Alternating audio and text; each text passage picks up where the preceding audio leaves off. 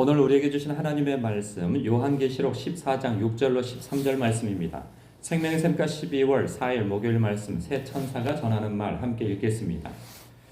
또 보니 다른 천사가 공중에 날아가는데 땅에 거주하는 자들 곧 모든 민족과 종족과 방언과 백성에게 전할 영원한 복음을 가졌더라. 그가 큰 복음 음성으로 이르되 하나님을 두려워하며 그에게 영광을 돌리라.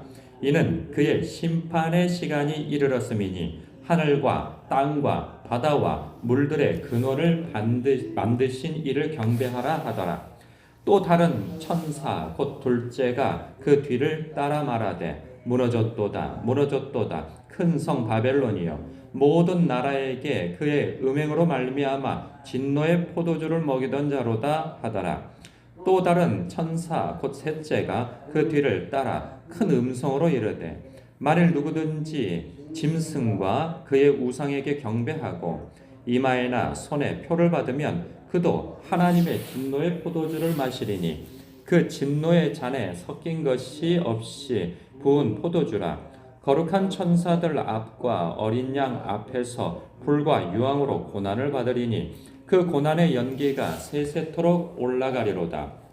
짐승과 그의 우상에게 경배하고 그의 이름표를 받는 자는 누구든지 밤낮 쉼을 얻지 못하리라 하더라.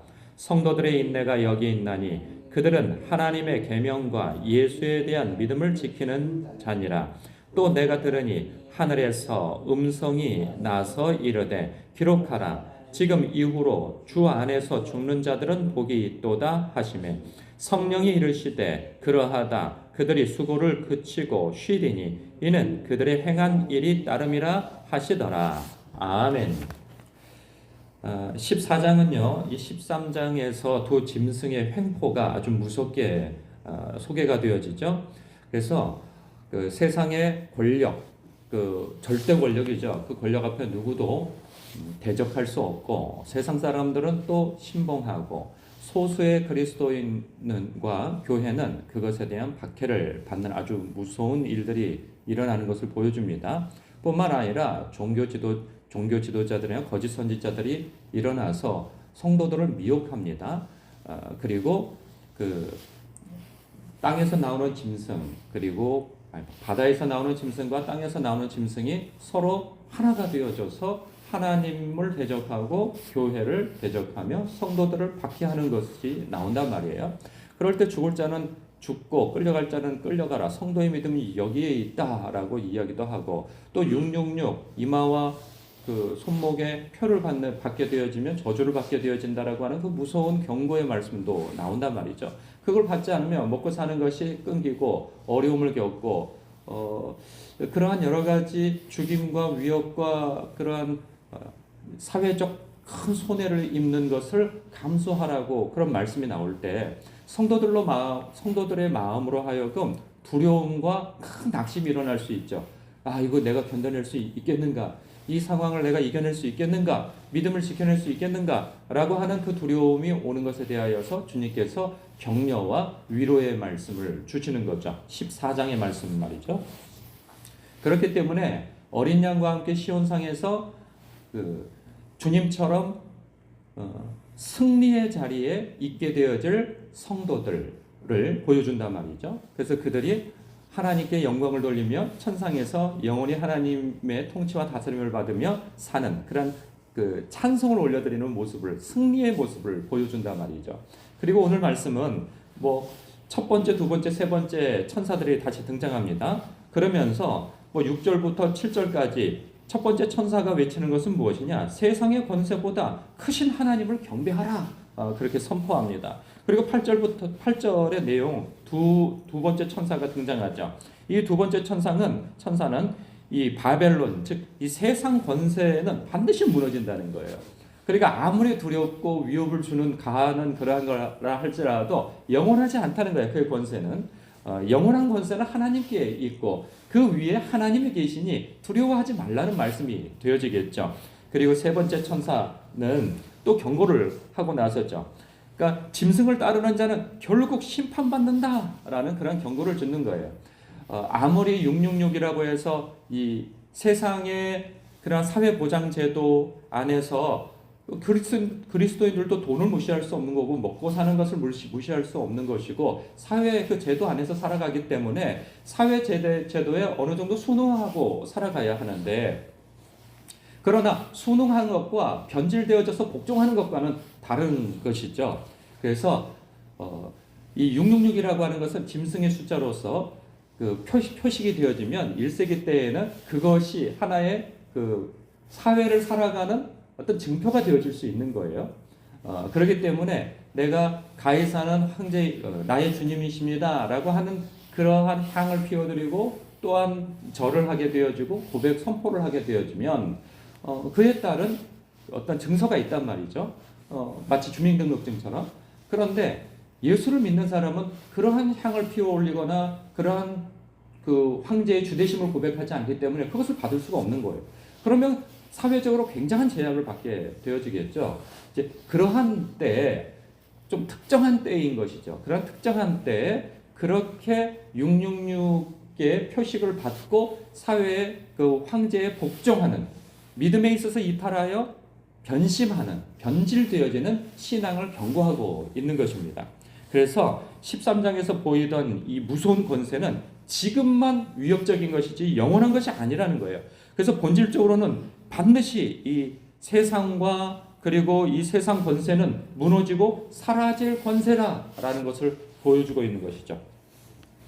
그래서 그들은 어찌 보면은 세상에 입맞은 자들인 거잖아요. 그것은 소속이 세상에 속해 있다는 것이고, 하나님의 입맞은 자는 예수 그리스도 안에서 하나님께 속해 있다는 거예요. 그것을 보여줘요. 그래서 11절, 그렇게 666의 이 세상에 속해 있는 자들의 결국은 어떠한가? 누구든지 밤낮 쉼을 얻지 못할 것이다. 영원한 지옥불에 떨어지는 거죠. 10절 마지막에도 어린 양 앞에서 불과 유황으로 고난을 받을 것이다. 영원토록 받을 것이다. 그들의 결국이 이러하다는 것이죠. 반면에 성도들의 결국은 어떻게 되는가? 13절, 내가 들으니 하늘에서 음성이 나서 이르되 기록하라. 지금 이후로 주 안에서 죽는 자들은 복이 있도다 하심에 성령이 이르시되 그러하다. 그들이 수고를 거치고 쉬리니 이는 그들이 행한 일이 따름이라 말씀하고 있어요. 이거 중요한 건 무엇이냐? 성도들에게 이야기하는 것은 성도는 하늘의 가치를 덧입어야 된다는 거예요.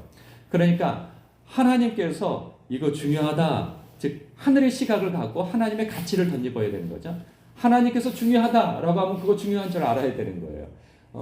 그렇지 아니하고 우리는 세상을 살아가면서 세상의 가치를 영향받지 않을 수가 없어요. 어렸을 때부터 교육받는 것이 그러한 것이고, 우리를 둘러싸고 그냥 밤낮으로 쉬지 아니하고 우리에게 광고를 하는 것이 세상 가치가 영원하다, 이게 진짜 진리이다, 성공하고 번영하고 그리고 무엇인가를 이 세상에서 누려도 지금 누려야 되고 하는 것들이 나온단 말이죠. 성공도 필요하고 돈도 필요하고 이 세상에서 살아가는 데 필요한 모든 그러한 것들을 가지고 누려야 하는 것도 마땅한 거예요. 그러나 주객이 전도되어지면 안 된다는 것이죠. 하나님이 우선이고 하늘의 가치가 우선이라는 거예요. 영원한 것이 우선이라는 거예요. 그것은 도구인 거죠. 그 반대되어지는 것들은. 우리의 신앙이 없을 때에는 나와 세상이 첫 번째예요. 그리고 신은 두 번째, 세 번째예요. 왜? 신의 존재는 나의 번영과 나의 성공, 그리고 나라고 하는 존재가 그 잘되기 위하여서 그 목적에 도움을 주는 존재가 신이에요.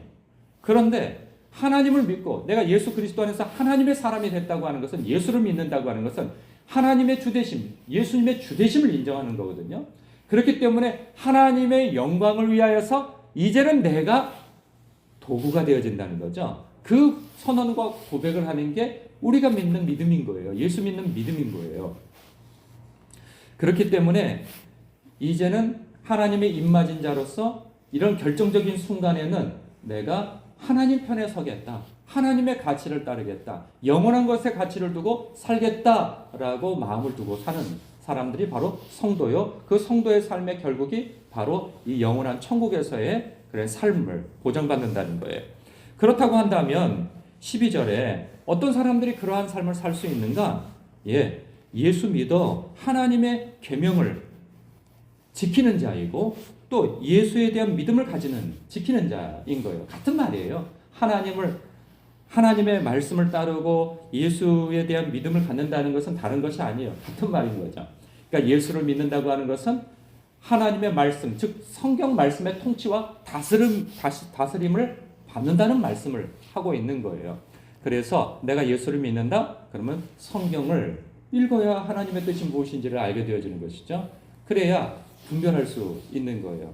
그리고 세상이 그렇게 옳다고 소리를 치고 외치고 우리를 설득하려고 해도 내가 하나님의 말씀에 바로 서 있으면 그것이 잘못된 것을 분별할 수 있는 것이죠. 그렇게 하여서 우리는 단순한 삶을 살아야 돼요. 신앙적으로. 하나님께서 옳다 하면 옳은 줄 알아야 되고 이것이 아니다 하면은 세상이 다 이것이 옳다라고 소리를 쳐도 아니라고 선택하며 하나님의 말씀을 붙잡고 따라가는 삶을 살아야 한다는 것이죠. 그러한 사람의 결국이 바로 13장이다라는 말씀을 주고 있는 것입니다. 사랑하는 성도 여러분, 오늘도 하나님의 말씀을 묵상하고 예수 그리스도를 믿고 따르기 위하여서 오늘도 이 새벽에 기도하시는 여러분 축복합니다. 오늘도 이 말씀 안에서 묵상하셔서 내가 주님 앞에 하나님의 가치를 따르는 사람이 되어야 하겠다. 하나님의 시각을 덧입는 사람이 되어야 하겠다 하는 마음으로 또한 묵상하시고 기도하시길 주님의 이름으로 축복합니다. 기도하겠습니다.